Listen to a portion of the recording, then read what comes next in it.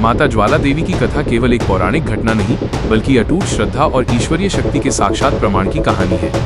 इस कथा की गहराई को समझने के लिए हमें उस समय में जाना होगा जब सृष्टि के रचयिता ब्रह्मा के मानस पुत्र राजा दक्ष ने एक विशाल बृहस्पति सर्व यज्ञ का आयोजन किया था।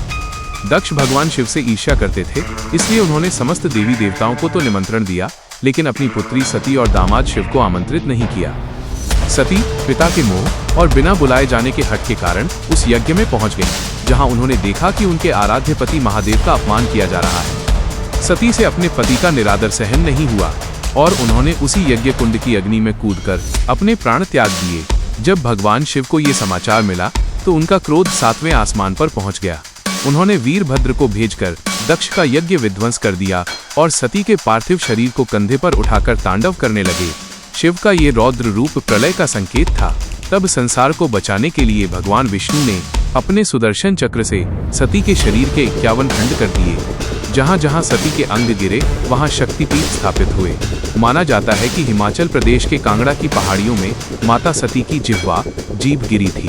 चूंकि जीभ अग्नि का प्रतीक है, इसलिए यहाँ माता ज्वाला अग्नि के रूप में प्रकट हुई। इतिहास में इस मंदिर का जिक्र महाभारत काल में भी आता है। कहा जाता है कि पांडवों ने अपने अज्ञातवास के दौरान इन दिव्य ज्योतियों की खोज की थी और वहां एक छोटा सा मंदिर बनवाया था। बाद में कांगड़ा के राजा भूमि चंद ने एक स्वप्न देखने के बाद यहाँ भव्य मंदिर का निर्माण कराया।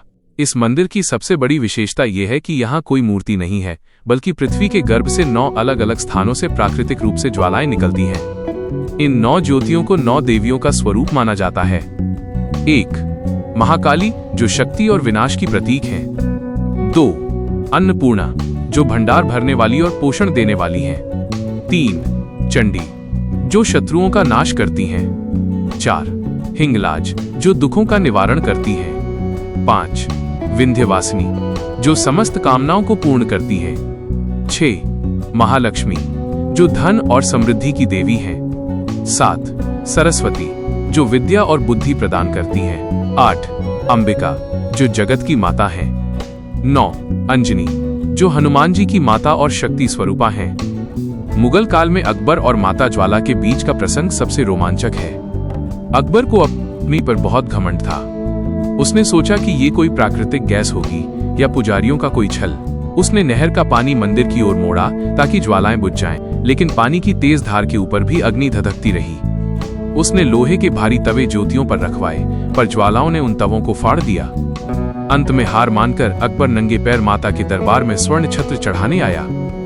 लेकिन जैसे ही उसने छत्र रखा, वो सोने से किसी ऐसी धातु में बदल गया जो न सोना थी न लोहा।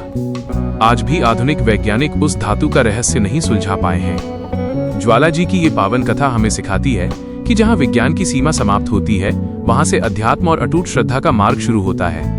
आज भी लाखों भक्त यहाँ जय माता दी के जयकारों के साथ पहुँचते हैं और उन अखंड ज्योतियों के दर्शन कर धन्य महसूस करते हैं।